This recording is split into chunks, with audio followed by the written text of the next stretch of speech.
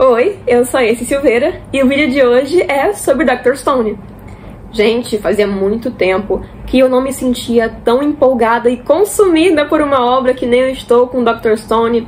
E só pra avisar, vai ter spoiler, só pra não ser desonesta, que nem eu fui no vídeo passado, em que eu esqueci de avisar que ia ter spoiler. Então eu vou estar falando aqui muitas cenas, vou estar mencionando muitas cenas do anime, então fiquem preparados. Mas qual é a premissa de Dr. Stone?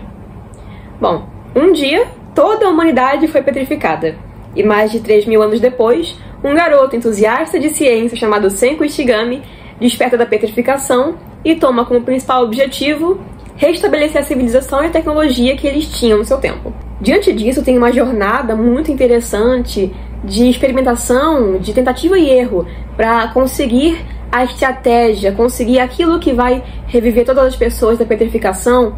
E aí ele pensando, ele criando hipóteses. É muito interessante ver essa parte mais científica do anime, mas seria até redundante falar a parte científica de um anime que é muito voltado à ciência, que gosta muito de exaltar a ciência, como o canal que o Senku usa, a visão que ele tem do mundo é toda através da ciência. E é muito divertido de ver também, de encarar as reações químicas, a coisa da física, as invenções que são usadas no anime, são todas baseadas na dinâmica química e física de como o mundo, nosso mundo real. E é muito divertido de ver como essas invenções são feitas no tempo deles, são feitas no contexto do anime, onde eles estão num ambiente com poucos recursos, com pouca tecnologia, tendo que se virar num mundo de pedra. É realmente...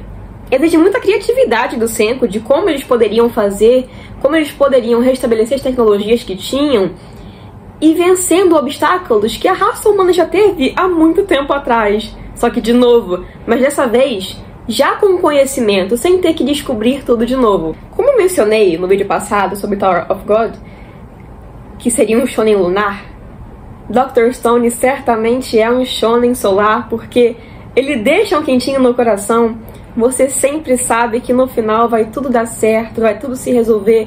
Todos os inimigos lentamente vão cedendo ao carisma e à genialidade do Senku.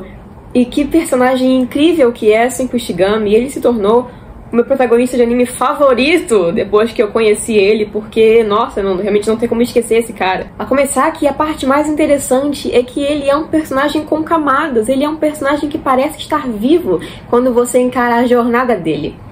Porque ele é o tipo de personagem que segue a linha do inteligente, mas ele não é aquele inteligente clássico e clichê. Ele não é um cara frio, não é um cara sem sentimentos, não é um cara 100% racional, apesar de constantemente usar a lógica na sua vida. Mas existem momentos em que não seria racional, em que ele não toma uma atitude que é racional. E tem momentos que ele é levado pela empolgação e pela preocupação que ele sente com os amigos dele, que é uma das maiores forças motrizes que o Senku leva e que fazem ele evoluir. A preocupação que ele tem com as pessoas que estão ao redor dele, as pessoas que estão seguindo ele, que estão confiando nele. Isso é realmente muito bonito de se ver ao longo do anime, me deixa muito feliz de ver todas essas pessoas e de ver o quanto o Senku se preocupa com elas do jeitinho dele. O Senku começa o anime, ele é bem novinho, ele tá no ensino médio, acho que ele tem uns 15 anos, se não me engano. Ele tá no ensino médio, é isso que eu sei, então ele tem de 15 a 17, 18 anos. E a todo momento o anime faz questão de lembrar a gente que ele é apenas um garoto do colegial. Por mais que tenham se passado, teoricamente tenham se passado mais de 3.000 anos, ele ainda tem a mentalidade de um garoto do colegial, porque as vivências dele estiveram presas ao tempo que ele esteve pedrificado. Mas tem muitas cenas de flashback de quando ele estava no colégio, em que é mostrado ele interagindo com o Taiju e com a Yuzuriha, que são os amigos mais próximos dele no começo do anime. É mostrado ele interagindo com eles, ele dando valor, ele querendo compartilhar as coisas que ele gosta com os amigos dele, além de mostrar cenas dele no clube de ciência, por exemplo, em que ele está interagindo com outros colegas. Ele está sendo um jovem, está sendo um garoto jovem. Eu acho que tem 3 cenas que demonstram muito bem o personagem do Senku, que guiam muito bem o personagem dele. A primeira é quando ele está discutindo com o Tsukasa, bem no comecinho do anime, em que ele diz que não tem nenhum interesse na visão de mundo grandiosa do Tsukasa, de mundo para os mais fortes. Ele diz que ele é só um garoto que ama tecnologia, espaço, se empolga com mechas, Doraemon e essas coisas que eu tô tentando lembrar de como foi dito na dublagem, que inclusive tá muito boa, tá? O Felipe Grinand deu a vida como Senko, tá tudo, o elenco tá fortíssimo, gente, assistam. Se você não assistiu Dr. Stone e não viu dublado, por favor, né? Veja. Mas só essa cena dele se descrevendo, dele dizendo as coisas que ele gosta, dele assumindo que ele é só um cara entusiasta de muitas coisas por aí, que calhou de ser um gênio, de ser muito interessado por essas coisas. Essa cena é muito importante pra gente ter uma noção de que é como se ele fosse uma pessoa de verdade. Você não tem essa barreira de... Nossa, ele tá tão distante de mim, ele é realmente um protagonista, ele é um cara que é muito poderoso, um cara muito forte, ou sei lá. Ele é um cara normal. Ele poderia ser assim como eu, ou como você que tá me assistindo. A única barreira realmente que separa ele da maioria de nós é que o fato dele ter tanto conhecimento armazenado na cabeça dele, realmente isso acaba sendo muito distante da maioria de nós. A próxima cena, que eu acho que diz muito sobre o personagem dele, é quando ele vai no túmulo do pai dele e ele pede pra ficar sozinho. Eu acho que a Ruri acompanhou ele, né? E ele pede pra ficar sozinho e ele chora um pouco. Isso demonstra que, assim, o sentimentalismo dele, ele deixa muito preso a si mesmo. Ele não expressa quando ele tá preocupado, quando ele tá desesperado. Ele não se deixa ser fraco na frente das pessoas. Tanto que ele pediu pra ficar sozinho. Ele pediu pra não ser visto, porque ele não queria estar nessa posição de vulnerabilidade. Eu imagino o quanto deve ser pesado pra um garoto jovem como ele ter todo essa função de restabelecer toda uma civilização a partir da parte de tecnologia, a parte científica. O quanto ele não se sentiu sobrecarregado, o quanto ele não sentiu que ele não poderia ser fraco, que ele não poderia se mostrar vulnerável, porque isso poderia abalar as outras pessoas, que isso poderia tornar as outras pessoas também vulneráveis, que isso pudesse abalar a esperança e a confiança delas. E por isso ele manteve esses sentimentos pra ele. E quando ele chorou de saudade do pai, a gente percebe o quão péssimo deve ser pra ele imaginar eles revivendo todas as pessoas do mundo, mas a única pessoa que ele não poderia ver de novo era o pai dele, porque o pai dele já estava morto. Isso, cara, definitivamente, nossa, foi brutal acompanhar essa cena, tá? Eu quase que eu chorei junto com ele. Eu acredito que muitos de nós também, que assistiram o anime, sentiram essa vontadezinha de chorar junto com o Senko, porque ele é muito querido, não tem como não sentir empatia por ele. E a última cena, que eu acho que é extremamente importante pro personagem do Senko, pro desenvolvimento dele e pra construção de quem ele é, pro nosso entendimento de quem ele é como pessoa, entre aspas, uma pessoa que não existe. Que é uma cena logo depois que ele derrota o Ibara, na terceira temporada, se não me engano. É isso mesmo. Logo depois deles derrotarem o Ibara, a ilha inteira tá petrificada e ele encara os amigos dele petrificados. Ele senta assim na borda, não é uma montanha que ele tá ali sentado, mas ele encara meio que assim o horizonte e ele pensa: nossa, todo mundo ao meu redor tá petrificado de novo. Eu tô sozinho de novo nesse mundo. Ele se sente como o começo, quando ele foi despetrificado, sendo o primeiro do Japão a acordar. Eu imagino como ele deve ter se sentido, pensando: de novo, vou ter que fazer tudo sozinho, de novo. Mas aí a Ruri liga pra ele e ele pensa: que bom que eu não tô mais sozinho. Dessa vez eu não tô mais sozinho. E é realmente, porque dessa vez ele tem muitas pessoas perto dele. Ele não vai ter que fazer tudo de novo, ele não vai ter que cativar as pessoas todas de novo, porque tem gente que já tá do lado dele, tem pessoas que fariam de tudo pra ajudar ele, que fariam de tudo pra ver ele bem. A gente percebe a melancolia dele, a gente percebe o quanto ele queria estar junto de outras pessoas desde o começo, o quanto ele não queria ter que carregar esse fardo de restabelecer a civilização. Ele não queria estar tendo que ter todo aquele trabalho, toda aquela responsabilidade em cima dele. Ele não queria estar tendo que lidar com tudo aquilo. E só de pensar em ter que fazer tudo sozinho de novo, realmente seria um pouquinho desesperador. Se eu estivesse na posição dele, já estaria bem mais melancólica do que ele esteve. Mas eu já falei demais sobre apenas o Senko. Tem outras coisas que eu acho extremamente interessantes, que é como o Dr. Stone aborda as capacidades individuais dos seus personagens e as diferentes noções de inteligência, porque todos são extremamente úteis à sua maneira. Você percebe que os personagens, eles são indispensáveis, a maioria deles pelo menos. A gente não tá falando do Ginro. Gente, eu odeio o Ginro com todas as minhas forças. Eu queria muito que ele morresse, de verdade. Nossa, perdi a paciência aqui. Moleque chato. Pô, 4 temporadas de anime, até agora eu não consegui ver uma coisa pra que ele foi útil. Pelo amor de Deus. Você vê que desde o começo do anime, e o Senku, ele também é muito bom em valorizar isso. Em valorizar o que cada personagem, o que cada pessoa que tá ao lado dele tem de melhor e trazer isso à tona. Como, por exemplo, quando ele incumbiu a Suika o trabalho de detetive. Ele percebeu que a Suika tinha esse dom, essa facilidade de se infiltrar nos lugares e de conseguir informação. E ele levou isso ao máximo, fazendo com que ela se sentisse cada vez mais confiante de ser a detetive Suika, a ponto de que ela se arriscou. Inclusive, quando eles estão prestes a atacar o Império de Tsukasa, quando eles estão lá fazendo o tanque de guerra, a Suika entra no território de Tsukasa sem ninguém pedir, porque ela se sentiu encorajada, porque ela sentiu que queria ser útil.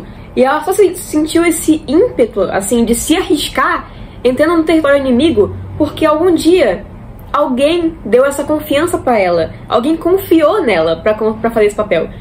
E tem muitos personagens que seguem o mesmo caminho. A própria Yuzuriha, que foi desde o começo valorizada pela sua destreza, pela sua habilidade manual, e foi incumbida de uma missão extremamente importante, que era colar, pedacinho por pedacinho, de todas as estátuas que estavam quebradas. Vocês percebem o quanto incumbir uma missão importante para um personagem que, naquele contexto, não é o mais inteligente, não é o mais forte, mas que é indispensável. E isso se aplica a muitos personagens que fogem daquela dualidade, ou ser o inteligente ou ser o forte. E por isso, acaba evitando que os personagens caiam num clichê, caiam numa trope que se tornaria monótona com o introduzir demais personagens.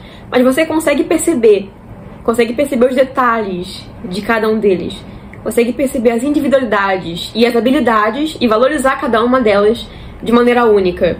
E isso é uma outra coisa que o Dr. Stone consegue fazer extremamente bem. E agora eu vou refletir um pouquinho sobre uma coisa que vai acabar saindo pra parte do anime, mas a relação Senku e Byakuya foi extremamente importante para que o Senku desenvolvesse a autoconfiança que ele tem de assumir a missão que ele assumiu. O Byakuya desde sempre incentivou o Senku. Ele nunca botou barreiras, ele sempre mostrou, sempre deu a entender que o Senku era perfeitamente capaz de conseguir fazer tudo o que ele quisesse usando a ciência. E ele sempre demonstrou confiança absoluta no filho dele. Ele nunca duvidou nem por um segundo da capacidade do Senku. Isso é, tipo, surreal. A cena do Byakuya vendendo o carro para conseguir comprar os equipamentos que o Senku poderia utilizar para essa jornada científica, ele tá segurando, ele tá entregando a chave com um sorrisão no rosto, tipo, nossa, meu filho, ele vai ser um gênio com tudo isso aqui. Ele já sabia, ele tinha certeza que o Senku era perfeitamente capaz de fazer tudo o que ele quisesse. E com todo esse incentivo, o Senku não poderia ser diferente, ele não poderia ser menos confiante do que ele é. Porque a confiança que depositam em você, ela acaba se tornando a confiança que você tem em si mesmo. Ainda mais quando isso é construído desde a infância. Uma criança que é sempre encorajada, que é sempre incentivada a continuar a fazer o que está fazendo, por mais que às vezes dê errado, ela é incentivada a continuar tentando, a nunca desistir. A pessoa que está criando essa criança tem total confiança na capacidade dela, faz com que ela seja uma criança, faz com que ela cresça e seja uma pessoa extremamente autoconfiante, que ela não duvide de si mesma, que ela saiba exatamente daquilo que ela é capaz. Eu vou desabafar. Eu tenho uma irmã mais nova. Ela é muito boa em tudo que diz respeito à arte. E ela é uma entusiasta de circo e de dança. Em nenhum momento eu me atrevo a ficar com medo quando ela faz as manobras perigosas, entre aspas, dela no tecido acrobático. Porque eu sei que se eu tiver medo, se eu demonstrar estar com medo, esse medo vai passar pra ela. esse medo vai acabar resplandecendo e ela vai acabar se sentindo meio desencorajada a fazer as coisas. E eu quero que ela voe cada vez mais alto. Então, pensa aí. Você foi uma pessoa que você foi uma criança que foi incentivada a talvez assumir riscos, a experimentar, a continuar fazendo as coisas mesmo que desse errado de início. Ou você foi uma pessoa que foi podada? Você foi uma criança que foi podada, que foi desencorajada. E veja como isso reflete na sua personalidade hoje. Porque certamente tem muita influência. Você pode ser uma pessoa, você pode ter sido uma criança que foi desencorajada e hoje ser autoconfiante. Mas claramente você sabe que você seria muito mais confiante se tivesse sido encorajada quando criança. E ver isso sendo tão bem feito em Dr. Stone me deixou muito satisfeita. Byakuya deu tanta chance pro filho dele se tornar o cara que ele é atualmente no anime, que não teria como ele ser diferente. Não teria como ele não ser esse cara que é um líder, que é super sociável, que é carismático, que conquista todo mundo e que é um gênio. E que é extremamente competente. Não teria como ele não ser quem ele é. E é isso que podemos tirar do Dr. Stone, uma lição extremamente valiosa sobre confiança e sobre como a confiança que você deposita nos outros muito provavelmente vai refletir na autoconfiança dessa pessoa, em quem você está confiando, em quem você está acreditando. Além de nos fazer perceber que a inteligência não é só aquilo que a gente acha que é inteligência, que o clichê fez se tornar inteligência. O Sakura tem uma inteligência clássica, aquela coisa de saber muita coisa, de ser bom em matemática, física, química e de ser um gênio da ciência. Mas temos outros personagens que são muito inteligentes. Por exemplo, o Gen Asagiri, que é o tal da inteligência malandra. Ele é o cara, o mentalista, como é sempre chamado, e que sabe fazer negociação, sabe fazer o jogo de cintura. Isso também é inteligência. A gente tem o Chrome, que é um explorador que sabe ver potencial naquelas coisinhas que ele tá procurando. Quando ele sai pra explorar, ele consegue ter o filtro de saber o que pode ser interessante e o que pode ser útil, e por isso ele pega. E a partir disso, ele experimenta. Isso nos faz pensar que todo mundo é útil à sua maneira.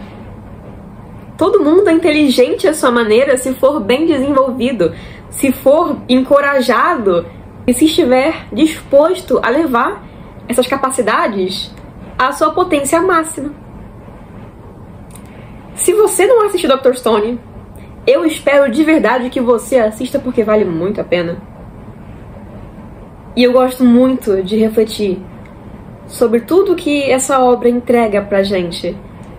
E sinceramente, já se tornou uma grande obra de conforto no meu coração. Então é isso que eu tinha pra falar. Vejo vocês em breve, ou quando eu tiver afim.